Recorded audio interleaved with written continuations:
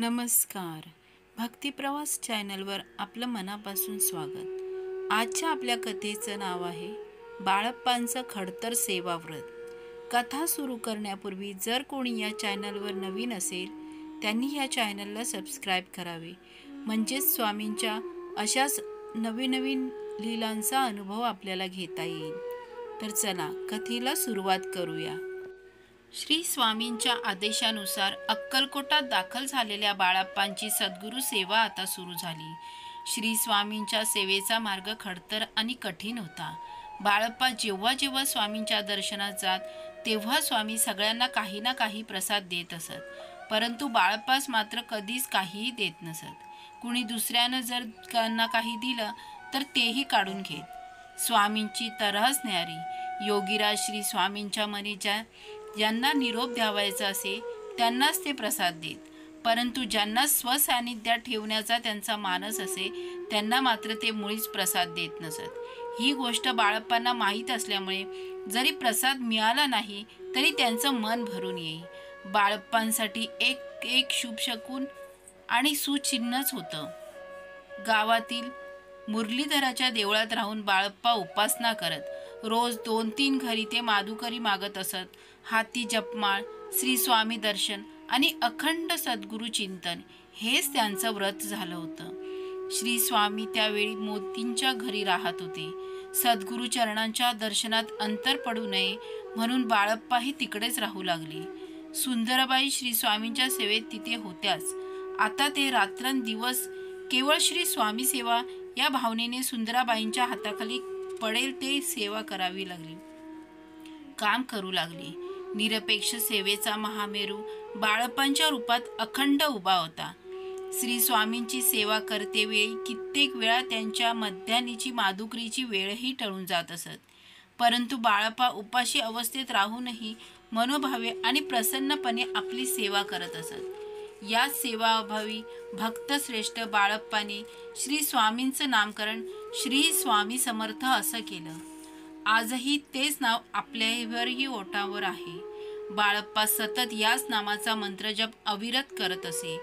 आता सगळीकडे योगीराज श्री स्वामी समर्थ म्हणूनच ओळखले जाऊ लागले आणि प्रसिद्धही झाले. यजुर्वेदीय ब्राह्मण असलेले बाळप्पा थोडे कर्मकांडीही होतेच. श्री स्वामी समर्थांनी हळूहळू त्यांच्यात बदल घडवून आणला. बाळप्पा दर सोमवारी शंकराची पूजा आणि अनुष्ठान न चुकता करत असत. त्यामुळे सोमवारी बरेच वेळा त्यांना सेवेस येण्यास विलंब होत असे. सुंदराबाईंनी ही संधी साधून श्री स्वामींना विचारलं, आपण साक्षात परब्रह्म असताना हा बाळप्पा शंकराची पूजा का करतो? स्वामी हसून उत्तरले, अगं, दगडाची पूजा केलीच पाहिजे. जिना चढून आलीस म्हणून पायऱ्या तोडणार आहेस का? सुंदराबाईंना काहीच कळलं नाही. श्री स्वामींचं बालिश बोलणं म्हणून त्या विसरूनही गेल्या. पण आपले योगीराज लीला सहचर बाळप्पांना पद्धतशीरपणे निरनिळ्या अवस्थेतून घडवत होते. पुढे 6 महिन्यांनी त्यांनी बाळप्पास सांबाची पूजा आता बंद कर अशी आज्ञा केली. साक्षात परब्रह्म आजूबाजूला वावरत असून सुद्धा मानवी वृत्तीच्या आहारी गेलेले लोकही अक्कलकोटात खूप होते. त्यामुळे बाळप्पावरचे श्री स्वामी समर्थांचे प्रेम पाहून काहींच्या मनात असूया आणि मत्सर निर्माण होत असे. एकदा श्रीपाद भट्टांनी श्री स्वामी समर्थास बाळप्पांना आपल्या कुलदेवतेस जाऊन यायचं आहे तेव्हा त्याला आज्ञा द्यावी असं सांगितलं. लगेच श्री स्वामी उत्तरले, अरे, तो रोज आपल्या कुलदेवतेस जाऊन येतो. श्री स्वामी समर्थांचं नेहमीच कोड्यात आणि सांकेतिक भाषण बोलणं बाळप्पा पूर्णपणे ओळखून होते. ते मनोमन समजले. बरेच वेळा एखाद्या घटनेचा अर्थ ती घडून गेल्यावरच लोकांच्या ध्यानी येत असे. सुंदराबाईंनी एकदा श्री स्वामींना विचारलं, बाळप्पाने माधुकरी मागून खावं की आता गावी परत जावं? श्री स्वामी समर्थ तिच्यावर कडाडले, अगं, बसूनच खाऊ दे. चंद्र सूर्य असेपर्यंत राहू दे. तारा मंडळ असे पावे तो राहू दे. सुंदराबाईचा चेहरा खाडकन उतरला, परंतु श्री स्वामींच्या आशीर्वचनाचं अभय ऐकून बाळप्पांना अतिशय आनंद झाला. श्री स्वामी समर्थ नेहमी विदेही वृत्तीत असत. त्यांना कुणी खाऊ दिलं तर खात, परंतु लौकिक व्यवहारात मात्र ते दुष्टान्न घेत नसत. घेतलं गेलं तरी ओकून टाकत. बाळप्पा स्वामींची अहोरात्र सेवा करीत असे. रात्री 12 नंतर झोपत असे आणि झोपताना स्वतःची शेंडी स्वामींच्या पलंगास बांधून ठेवत असे. उद्देश हाच की निद्रावश होऊन आपल्या सेवेत त्रुटी राहू नये. बाळप्पांचं सोवळं अतिशय कडक होतं. बाळप्पांच्या मनातील हा विकल्प काढण्यासाठी एकदा श्री स्वामींनी त्यांना सुतक असलेल्या बाईंच्या हातचं पाणी आणण्यास सांगितलं.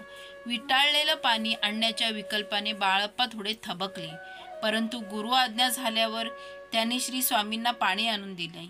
या प्रसंगामुळे श्री स्वामींनी बाळप्पांच्या मनातील विटाळ घालवला. माणसाच्या मनातील विटाळ गेला की किटाळ संपतेच हा सिद्धांतच आहे. स्वानंदपूर्ण महत्त्वाची सारी साधना निजदेह विसरून असते, हे बाळप्पांच्या वर्तनातून दिसते. श्री स्वामी समर्थांच्या सेवेत बाळप्पा अग्नीतून निघालेल्या बावनकशी सोन्यासारखे तावून सलखून निघत असत. सुंदराबाई बाळप्पांचा द्वेष करीत असे, परंतु श्री स्वामी समर्थांच्या पुढे तिचे काहीही चालत नसे. बाळप्पा श्री स्वामी कुलदीपक म्हणत. श्री स्वामींनी बाळप्पा स्वची आठवण विसरून खरा संन्यासी केली. श्री स्वामी समर्थ आता आपल्या अजूनही एका लीला सहचराची वाट पाहत होते. अक्कलकोट गावाजवळ मैदरगी इथे एक दर्गा आहे. तिथे कासिमभाई जमादार नावाचा एक मुसलमान माणूस श्री स्वामींचा शिष्य होता. त्याला श्री स्वामी समर्थांनी आपले मोजडे म्हणजे चर्मपादुका दिल्या होत्या. हिंदू संन्याशांच्या मागे लागला आणि त्यांचे जोडे घेऊन आला, म्हणून त्याच्या परिवाराने आणि समाजाने त्यास वाळीत टाकले. श्री स्वामी समर्थांच्या या पीर साहेब मर्दगीस एका पडक्या घरात चौथऱ्यावर श्री स्वामी समर्थ पादुका ठेवून त्यांची सेवा सुरू केली. खूप लोक येऊ लागले. पीर साहेबांनी आणलेल्यांना पादुकाखाली माती देण्यास सुरुवात केली. श्री स्वामी समर्थ पादुकांखालील माती देखील इतकी पवित्र होती की त्यानं देखील लोकांची कामं होऊ लागली. याच पीर साहेबांच्या येणाऱ्या 2 पाहुण्यांची श्री स्वामी समर्थ वाट पाहत होते. मूळचे अफगाणिस्तानातील असलेले मिर्झा सिनिया पेशावर लाहोरला आले आणि त्यांनी तिथेच आपलं कार्य सुरू केलं. सुफी पंथाचा प्रचार आणि प्रसार करण्याचं काम ते करत असत. बगदादहून भारतात आलेल्या शमसुद्दीन साहेबांचा मुलगा अब्दुल रहमान हा त्यांचा खास शिष्य होता. अब्दुल रहमानचं धार्मिक शिक्षण पूर्ण होऊन त्याने कुराण मुखोद्गत केलं. साहजिकच श्री क्षेत्र मक्का मदिनाची हज यात्रा करण्यास तो गेला. याच यात्रेच्या वेळी त्याची भेट मिर्झा सिनिया यांच्याबरोबर केली. सारे काही ईश्वरी संकेतच होते. मिर्झा सिनिया आणि अब्दुल रहमान हे दोघे हिमालयातील मेरू शिखराखाली ध्यानस्थ योग्यातील योगराजांनी निवडलेले योगी होते. मी समर्थांनी त्यांना सुफी पंथाच्या प्रसाराचं काम दिलं होतं. हज यात्रेच्या दरम्यान मिर्झा सिनियाने अब्दुल रहमानला एक शिवलिंग दिलं होतं. ते सौदी अरेबियात योगीराजांनी स्थापन केलेल्या पराशिवाचं प्रतीक होतं. हज यात्रा पूर्ण करून दोघं भारतात परत आले आणि पश्चिम क्षेत्री सह्याद्री पर्वतात भ्रमण करत असताना एका दरीत त्यांची भेट योगीराजांबरोबर झाली. त्यावेळी योगीराज चंचल भारती या नावाने ओळखले जायचे. या भेटीत योगीराजांनी एका क्षणार्धात डोळ्यांमधून तेज संक्रमित करून अब्दुल रहमान या शक्तिपथाची दीक्षा दिली होती. सुफी पंथाची दीक्षा आधीच घेतलेल्या अब्दुल रहमानला योगीराजांनी शक्तिपात करून क्षणार्धात पूर्णत्वास पोचवलं. मिर्झा सानियाला दृष्टांत देऊन श्री स्वामी समर्थांनी अक्कलकोटास बोलवलं होतं आणि म्हणूनच श्री गुरु शिष्य दोघांची जोडी मैदरगी जमादाराकडे येऊन राहिली होती. मैदरगीच्या जमादाराबरोबर मिर्झा सिनिया आणि अब्दुल रहमान श्री स्वामी समर्थांच्या दर्शनास आले. श्री स्वामी समर्थ वटवृक्षाखाली बसले होते आणि अब्दुल रहमानची वाटच पाहत होते. वेळ आली होती.